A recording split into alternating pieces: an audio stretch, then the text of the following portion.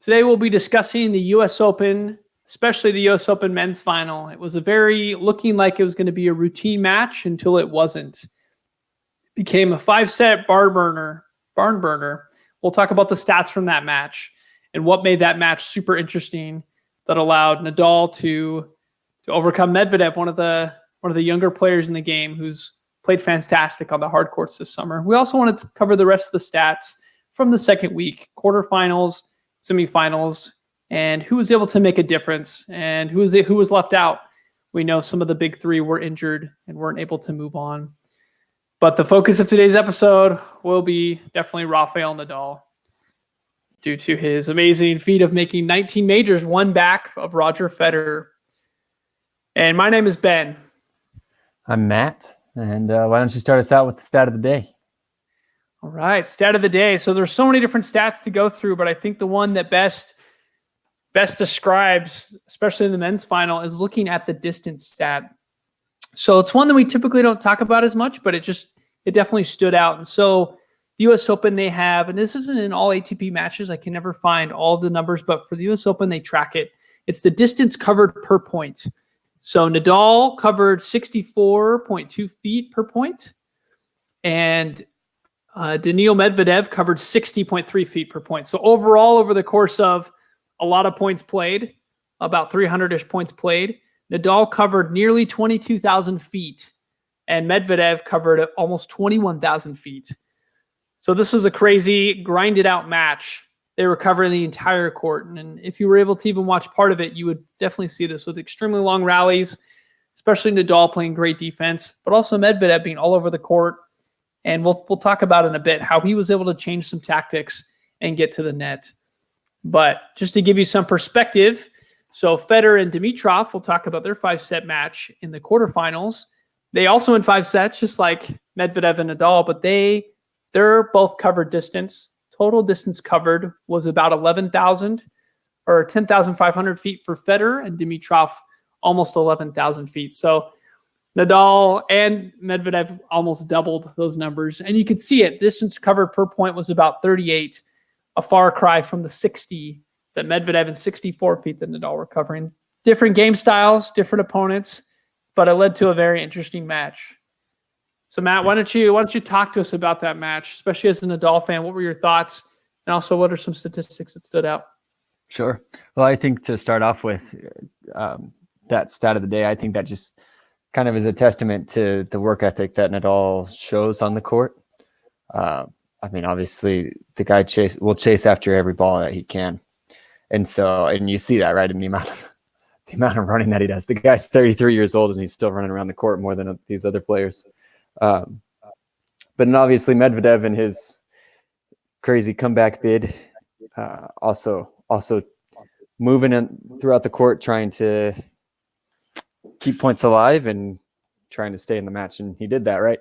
So obviously I'm happy with the results of the U.S. Open. when Djokovic crashed out, I figured that Nadal's chances increased dramatically there, and especially when Fed dropped out. There was no way he was going to be denied at that point. So yeah, he's just one off now from Fed, and a handful above Djok. How many? 3, 4, something like that. Djokovic is at, I believe it's 16 now. Yeah, that's right. So I think he's got 3. So we'll see. And I mean, he's still dominant at the French Open compared to. I mean, I feel like Fed's dominance at Wimbledon has kind of faded. That was his go-to tournament. So, I mean, there's definitely opportunity there for Rafa to tie and then maybe even sneak into the lead here as far as most Grand Slam tournament championships goes, which is crazy. I mean, all these numbers are just ludicrous with these big three. But yeah, I mean, we talked about this in our last podcast as far as the U.S. Open goes itself. Nadal had probably the easiest slate of competition that maybe he's ever faced. It was a pretty lackluster group in general. I mean, you had Djok and Wawrinka and Fed all in the upper half of the bracket, and you didn't have to worry about any of them. And a couple of potential candidates that would bother him crashed out early in the tournament and didn't perform the way they were, I think, expected to going into the tournament. And so I think that certainly helped. He had a walkover in one of the rounds and basically got to the final probably much better rested than any other of his competition would have been. Medvedev obviously is playing out of his mind on the hard court in this whole hard court season. The warm-ups, he was in the finals multiple times and finally broke through for, taking one of those Masters home. And so, and obviously he's a young gun, right? So he's got the energy, you could say, but still had to go through more of a gauntlet to get to the final, I think, than Rafa did. And so, and then you add on all the court that they covered in that final. I think that that probably didn't help Medvedev's case, having to go 5 sets. If he'd been able to sneak out one of those earlier ones, I think Rafa would have been, this may have been a totally different story. Well, and that's what's really interesting to me, because when I was watching, I turned it on for a little bit in the first 2 sets, and Medvedev was actually up a break early in the first set. And I thought that was good news for him. Of course, he wasn't able to hold on. Rafa takes that first set 7-5. So like you're saying, if Medvedev sneaks that first set, this could have been a totally different ball game, because you could tell they were both gassed. Both guys were gassed. Nadal wasn't hitting a great backhand, but it doesn't matter. It's a marathon finish, and Medvedev unfortunately was feeling it as well. But it was great tennis for the fans. Absolutely. Yep, they got a lot more than originally were expecting. Medvedev, I don't know if you saw any of his interviews or anything after the the match, but basically said, in that third set he was down a break, and I think Rafa was serving for the match 5-3 or something. Anyway, yeah, he was like, well, this match is over in about 20 minutes, and he was sitting there planning what he was gonna say in this interview, but somehow he dug deep and just found a way to change up his game maybe a little bit and play a little bit cleaner, a little bit more aggressive, and took Rafa by surprise, I think, and was able to get it out to 5 sets. It's crazy. Yeah, the crowd, I think, was a huge factor. They were pulling for Nadal, a lot of Nadal fans early, but I think once the match started to get lopsided, they started pulling for the underdog a little bit. And then once it got to the 5th set again, you could kind of feel the momentum change. Like, hey, Rafa, come on, do it. And Rafa was actually up a double break in the 5th. He lost the 1 break. That's why insurance breaks are huge in tennis. Sure. But Nadal was able to hold on with that single break and win it 6-4. But you could tell kind of the crowd was like gasping, like, come on, this is the 5th set.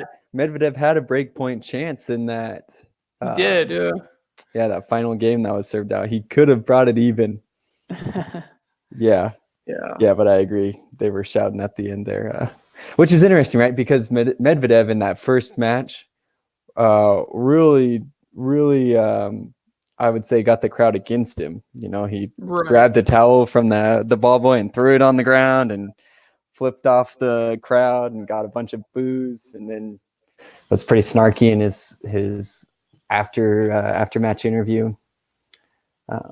But yeah, I guess people were paying money. I guess they wanted to see an actual match out there instead of just a straight set. No competition. But and part of that, and maybe you'll show us here in the numbers too, is Medvedev.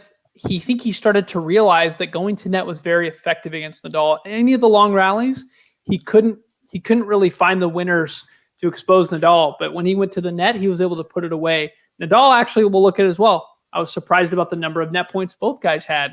Nadal went to net quite a bit to great effect. So once Medvedev kind of figured that out, that, hey, serving volleying is working really well against this guy, he started to do it quite a bit, and I think that helped him get into the match. Obviously, he didn't win it, but he was at least able to get in it and fight instead of just be bowled over by one of the all-time greats. Right. No, I agree with that. And it's interesting you mentioned the stats, obviously.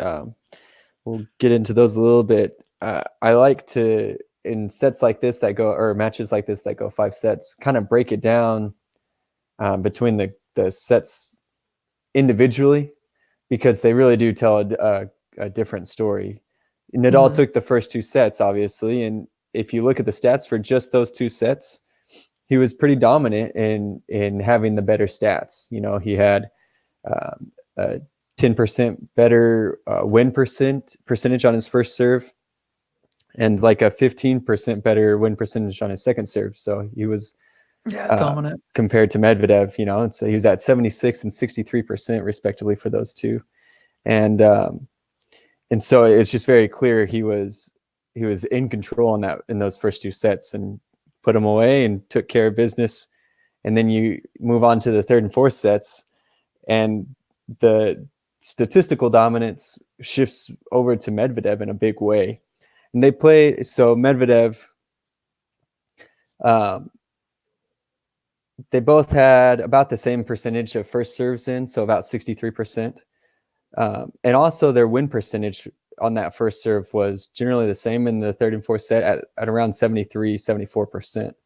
But that was up 10% for Medvedev. So in those first two sets, he was winning 63% of his first serve points.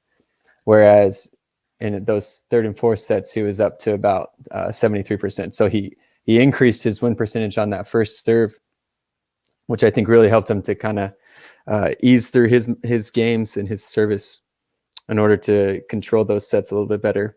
And he had a better win percentage on his second serve at 62% compared to Nadal's just 50%. And so you see this huge shift in the third and fourth set. Nadal was just, for whatever reason, lost his groove and lost his focus. I don't know. But Medvedev was definitely the cleaner player, the more dominant player in the two sets. And obviously it shows, he got the results that he wanted. He came back and won those two sets. In the final set, they shifted back to Rafa. Medvedev had a higher first serve percentage in at 69% compared to Rafa's 59%.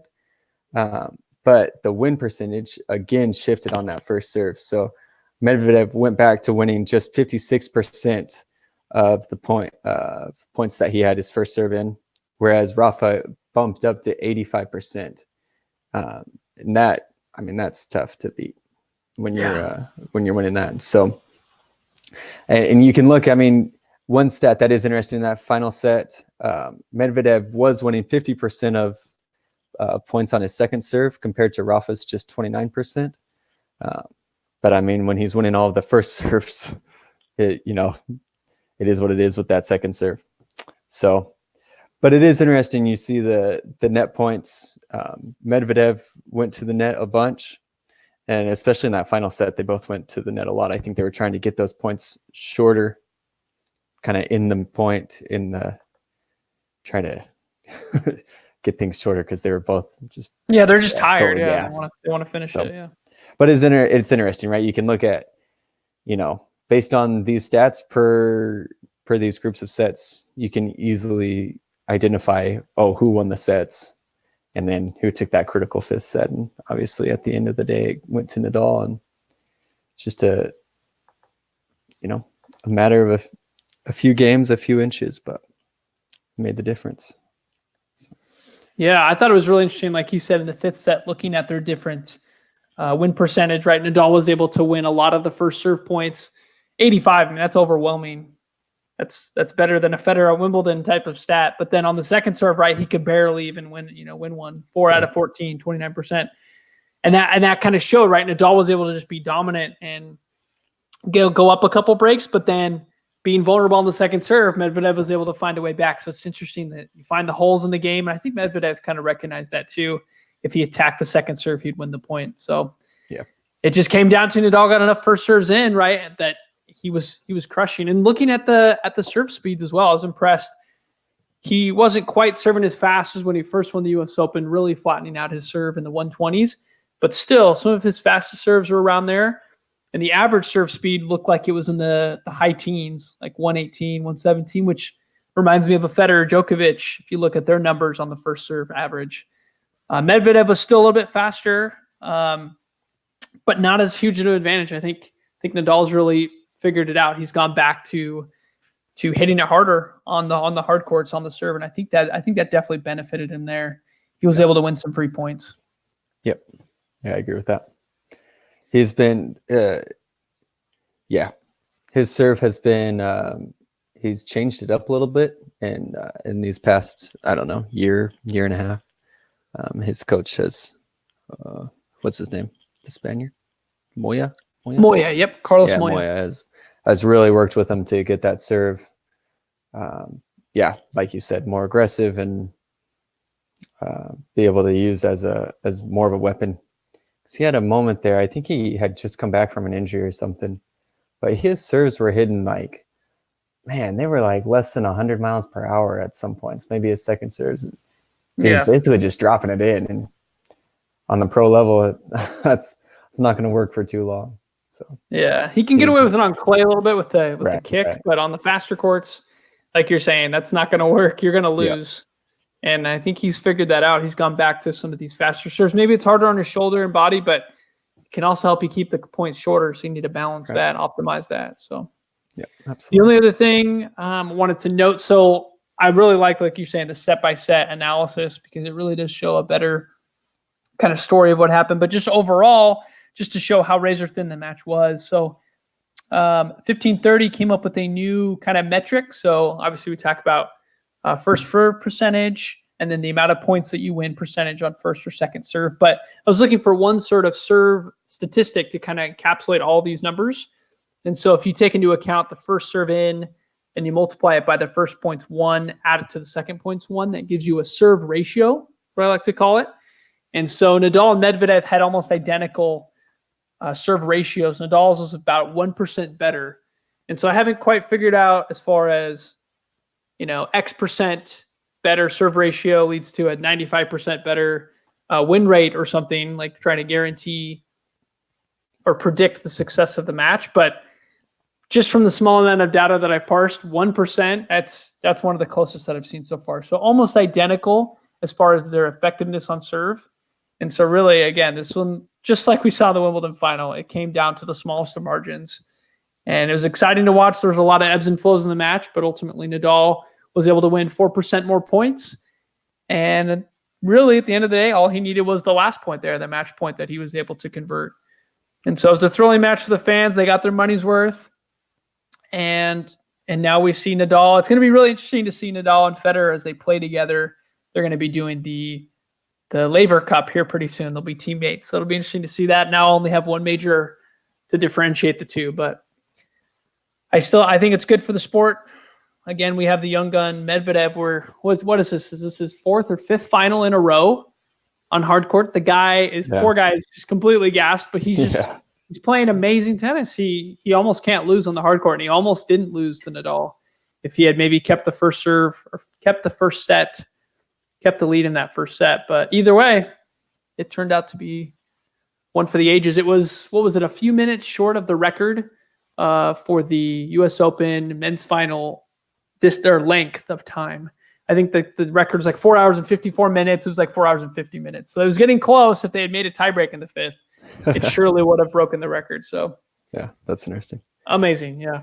Yep. It'll be interesting to see, because you talk about these young guns coming up and competing and knocking off the big three, and we saw Tsitsipas have his breakout tournaments there, where he just caught fire and had that one tournament where he beat 3 or 4 top 10 guys back to back to back, and then where has he been? He fizzled out. So it'll be interesting to see if Medvedev can sustain any of this, or if it was just a couple months of blazing glory and he kind of regresses back to the mean. It'll be interesting to see if anybody can really sustain the success that they've been having. Right. Team can do it on clay year after year. You see that. But other than that, it's been. No, that's a really good point. And that's exactly what's happened. Even Dimitrov, who had that epic 5-setter against Nadal, was in 2017 Australian Open semifinals. And then he went on to win the World Tour finals, the very last event of the year. People are like, oh yeah, he's going to be the new guy who's world number 3. And then 2018 was like one of his worst years on tour. Yeah. And then even 2019, he is like almost a career low type of thing. World number 78. Mm-hmm. Still, he was able to beat Federer and make the semifinals again, which was great. But the guy has not been doing that great ever since he won these titles, or people said, hey, he's the guy now. And clearly hasn't measured up. So yeah, it'll be interesting to see And I hope Medvedev is going to be healthy. I hope he doesn't get injured from all this. But right. No, yeah, you definitely hope that they're all able to stay healthy and keep playing well. It's yep. good. Well, this is not a stat of the day. So transitioning, I want to talk about the Stan Wawrinka Novak Djokovic match. It was round of 16. It could have been a juicy semifinal. They met before in the semifinals of New York and other tournaments, even finals. They met here. They met in New York 2016 in the final, and I believe it was 2013 in the semis. Regardless, Stan Wawrinka played some amazing tennis. He was able to beat Novak 2 sets, and he was up a break when Novak retired. However, I do want to talk about a quick moment in the match. So I watched the whole match, thought it was excellent tennis. So Novak, if you didn't know, his shoulder it's not his actual serving arm. It's the arm that he uses to toss the ball. Of course, he uses that arm for his two-handed backhand, but honestly, it didn't look like it was affecting him too much. And there was a moment in the second set where Djokovic was actually up 4-2, and he was serving. And this was 15-30. So as we know in this podcast, it's a pretty important point, pretty pivotal. And they had this rally, and Stan ripped a backhand down the line around the net post. This was incredible. This ended up setting up, of course, double break points, and Stan was able to convert. So he was able to get back in the match. So I thought this just was a very huge turning point to the match.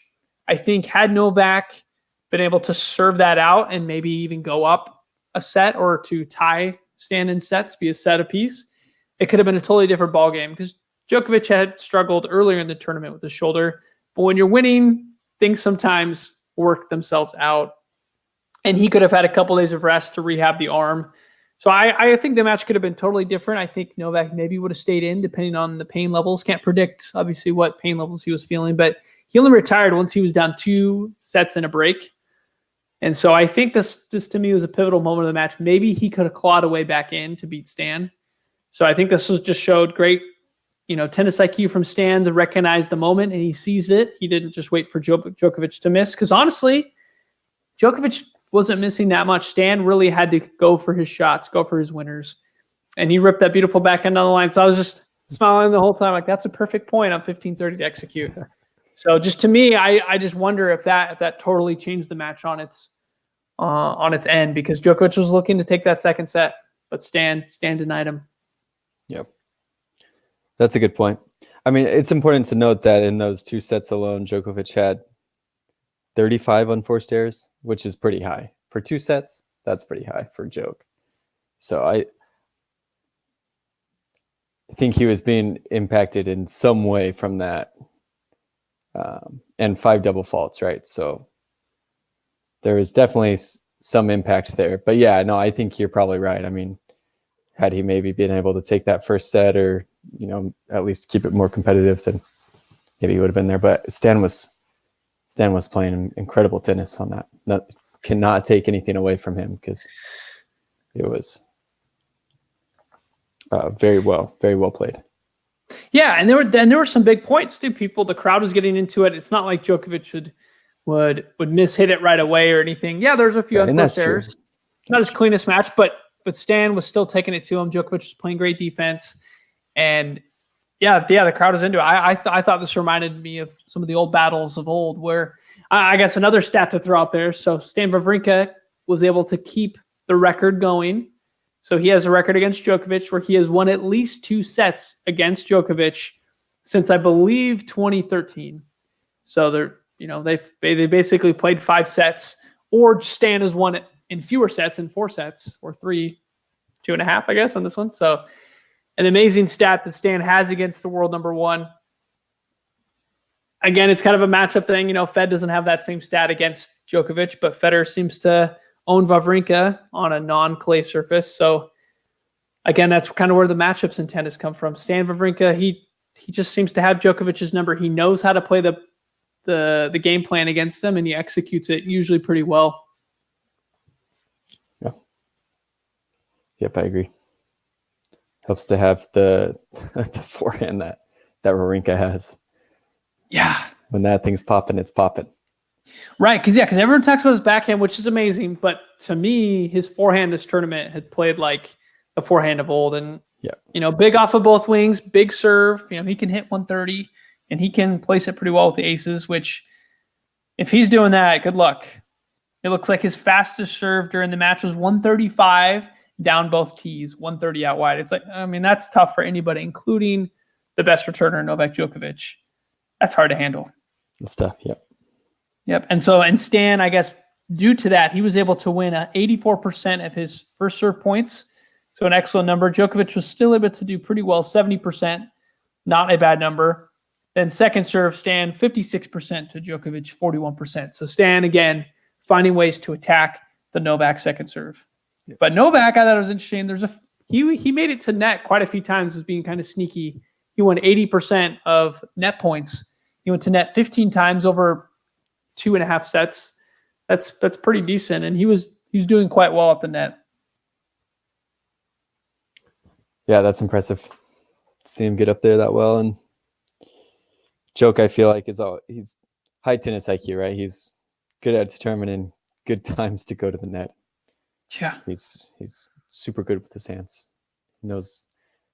He seems to always just know where his opponents are going to hit the ball. He guesses right a lot. And so he's able to get there and have time to get the ball back and place it well. Right. And that's why, I guess, transitioning into the quarterfinal match against Medvedev, I was kind of baffled, honestly, that Stan was struggling so much against Medvedev, how he was able to take a big shot maker like Novak out of the game. Medvedev, I felt like he could have done the same thing, but there were some tight sets, especially that tiebreak. I feel like if that tiebreak had gone differently, the match would have gone differently. But if you look at the stats, Stan, again, was dominant on the first serve, right? We talked about his big speeds. He was able to win 78% first serve. But Medvedev was able to stay with him. Didn't have quite as high a number, but 73%. But the key was just the second serve. Stan was getting attacked. Stan only won 38% of second serve points. Medvedev won 58%. So that's a swing of 20%. And I think that really hurt Stan. He lost that quarterfinal in 4 sets. And there was just one moment where I remember particularly where Stan went up to net, and it looked like he had the point kind of won, but Medvedev very calmly hit a forehand. It looks like he was going to hit maybe a normal forehand, maybe a passing shot. Instead, he lobbed it just over Wawrinka's head where he couldn't quite hit it. And that was one of the most calmly hit lobs that I had seen in a long time. I thought that was well done. It was very sneaky. I think that's what Medvedev did. He was able to keep Stan kind of off his feet. Joke, you know what to expect, right? You kind of know his patterns. You know what he's going to do. But Medvedev he was doing some sneaky stuff like that where it didn't look like he was going to lob it, maybe change his mind, and Stan couldn't quite get to it. And that was key in that tiebreak, which it was 8 points for Medvedev to 6 for Wawrinka. I mean, that's as close as you're going to get in a tiebreak. So I think maybe that took some of the wind out of Stan's sails. He didn't win another set until he was 2 sets down, right? He won the third set. But just kind of a shame. But credit to Medvedev. He played some very smart tennis. I agree. Well, and I wonder if it has any impact because, and again, I go back, right? I've never talked to any of these athletes. I've never been on their level, obviously. And so I don't know how much preparation they do for specific players as far as a specific scheme or saying, okay, well, I know this player does this a lot, so I need to make sure that I watch out for that. Mm-hmm. But I imagine there's at least some of that, and at least amongst, Wawrinka and the big three, they've all played each other so much that they at least have to know each other's styles. And so I can imagine Stan going out there against Joke. He says, all right, well, I know Joke's a good returner. I know he's got A, B, C, and D. Yeah. So this is how I'm going to approach that. Medvedev, newer on the scene, I have to imagine they say, well, in the past couple, tournaments, he's gotten to the finals and he's done these things well. Maybe, I don't know. I don't know the preparation to go to there. But there's no way that it can be that they're as familiar with these new opponents as they are with those that they've played against a lot more that are around their age. So I wonder if that plays any aspect into it, kind of Medvedev being able to keep things fresh, keep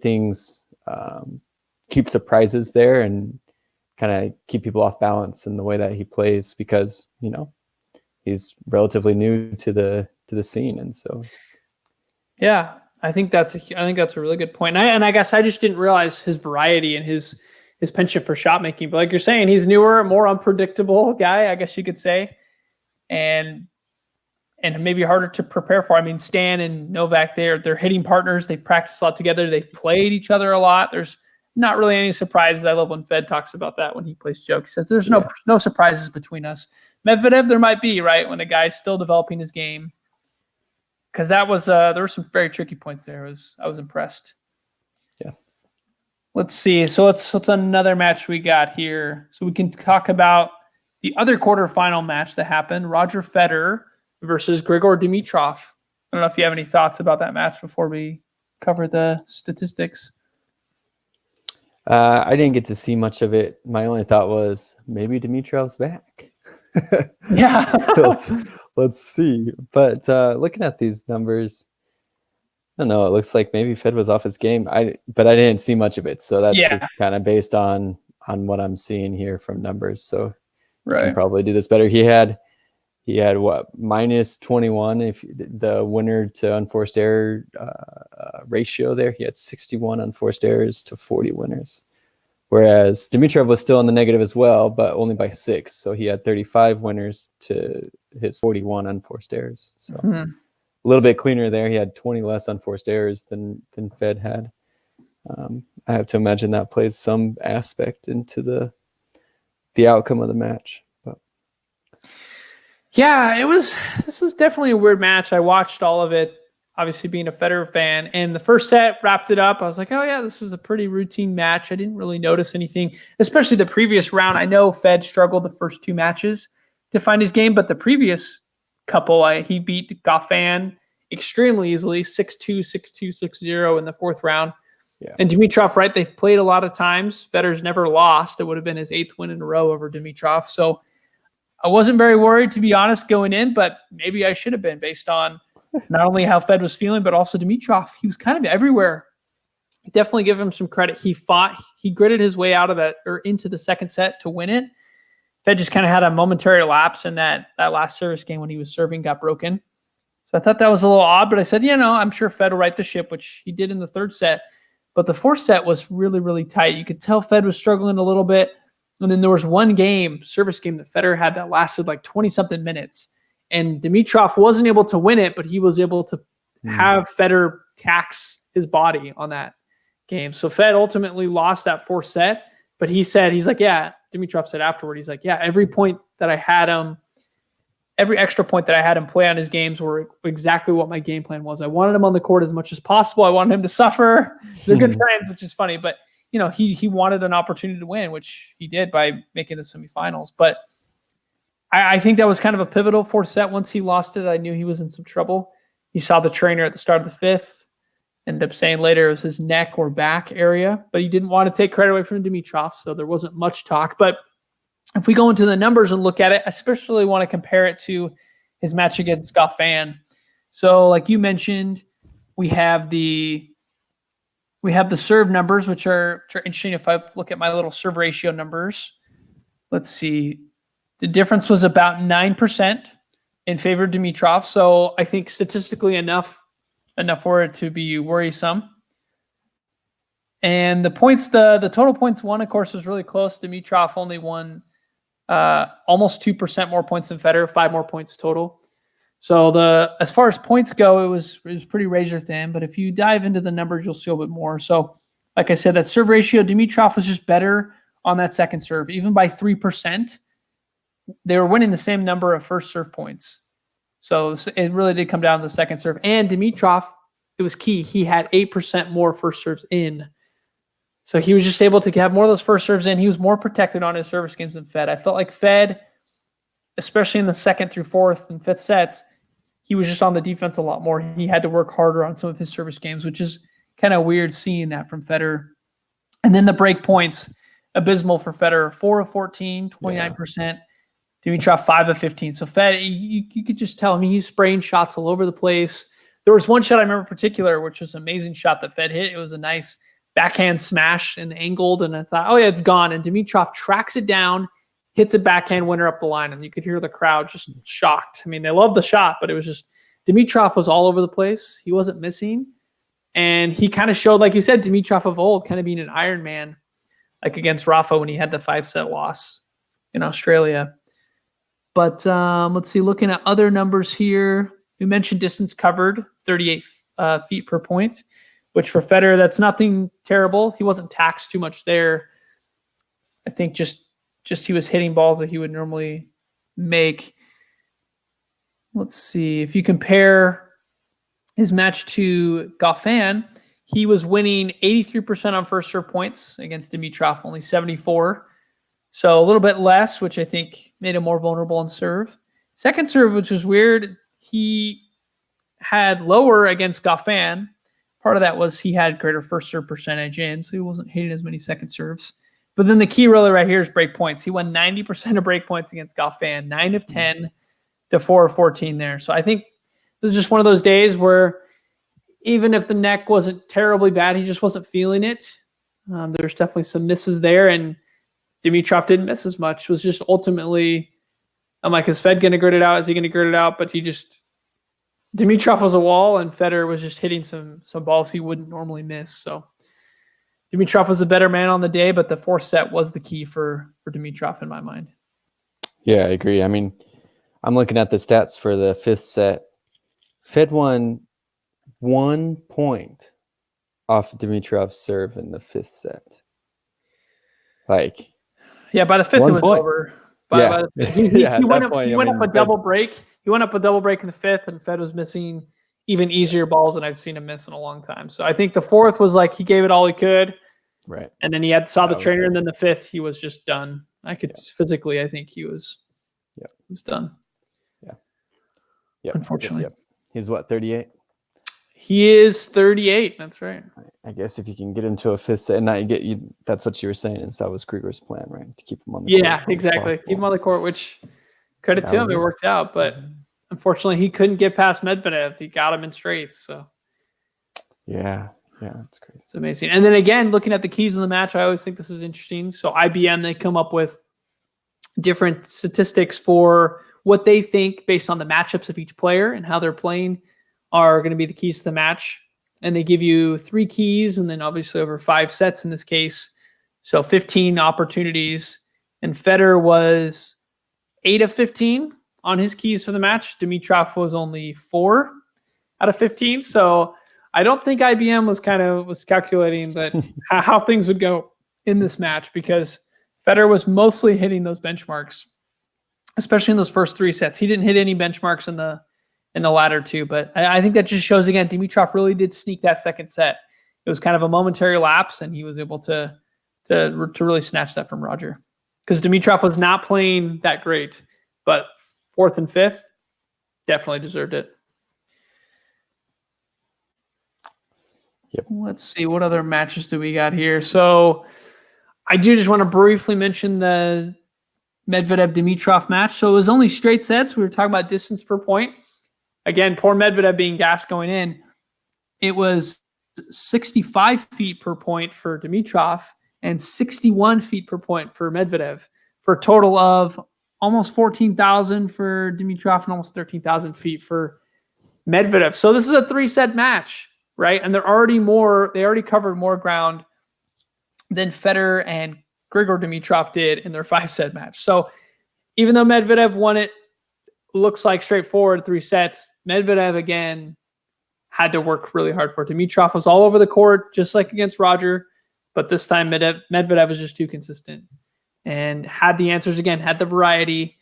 So just thought that was an interesting point. It looks straightforward if you look at the scoreline, but the distance covered, it really shows that had some huge rallies in it. Yep, that's interesting. If you want to look at the other match, we can touch on Nadal and Berrettini real fast. Yeah, let's go for much it. to this. I mean, it was a straight set. And really, this match came down to that first set tiebreak. Berrettini had 2 set points in that tiebreak and ended up losing the set. I think Rafa just reeled off like 4 straight points or something. But I mean, and I think this comes down, Berrettini was just hidden out of his mind. He was just hidden for the win in that first set. And I think that's why he had the pressure on Rafa that he did. You know, he had 22 winners to 20 unforced errors. But after that, I mean, in the second set, he had 8 winners to 13 unforced errors. And then, in the 6-1 third set, it was 7 winners to 11 unforced errors. And so you see he just got a lot less aggressive and a lot lost that capability to really hit through the ball. I think losing those 2 set points just kind of crushed his confidence. And Rafa just kind of rolled. There wasn't too much to it other than that. Just kind of he did business as normal. Right. Looking at the stats on the final, right, for after all 3 sets were complete, like you're saying, it doesn't even look close, right? Nadal won 15% more points, which in tennis, that's a huge amount of dominance there, right? Looking at my serve ratio calculation, Nadal was 39% better on his serve total. It's like, man, even though Berrettini, we know him for his huge serves and able to back up that first serve, compared to Nadal won 90% of his first serve points won. Yeah, that is insane. Nadal almost never has numbers like that. Even 80s are pretty high for him, but Nadal had 90s. It just, again, shows the confidence. Nadal was able to totally kind of dictate on Berrettini. So that was, like you said, first set was tight, but after that, Nadal definitely rolled and was able to get it done in straight sets. Yeah. Yep. Didn't face a single break point in that match. It's definitely had an easier match than the other side of the draw. So that's right. That's it. But. Well, definitely a very fun U.S. Open. There was a lot of good matches. I'm glad the final was able to go 5, and we'll see. Like I said, Laver Cup, Federer and Nadal will be teammates here pretty soon. I think it's a week or 2 away, so looking forward to that, as well as tennis season's not over. Even though it's the last slam, it might feel like it's over. I know summer's kind of fading away, but we still have the hard court swing in Asia. So it'll be interesting to see. I know Nadal is like 600 points off of Djokovic for world number 1. Can he challenge Djokovic if Djokovic is going to sit out of these tournaments? Well, that'll be interesting to see. Yeah, that'd be interesting to see, as well as, Djokovic really does play well in the Asian hard court swing. So if he is able to recover, what's going to happen? What is Federer's schedule looking like at the rest of the year? And I'm really honestly interested to see the World Tour Finals. Nadal's never won that event, but his hard court game this year has been amazing. Djokovic should probably be the favorite if he's healthy, but Dimitrov's won it. Goffin made the final, and Federer's won it, I think, more times than anybody except for maybe Djok. So the rest of the year still has some consolation prizes, I would say. And then I guess the biggest question is going to be the young guys, right? I think we know the big 3 are probably going to rest the most they can, and then hopefully peak for these last couple tournaments of the year. But the young guys, I mean, they might play in most of these tournaments, so we can track their progress and see if Tsitsipas or Zverev or if any of these guys will challenge at these later tournaments in the year. Right on. It'll be great. It'll be good. But yeah, as always, visit us at cognitionsphere.com. And our theme music is brought to you by Kevin MacLeod with excerpts from his song Cool Rock. And until next time, we'll see you on the court.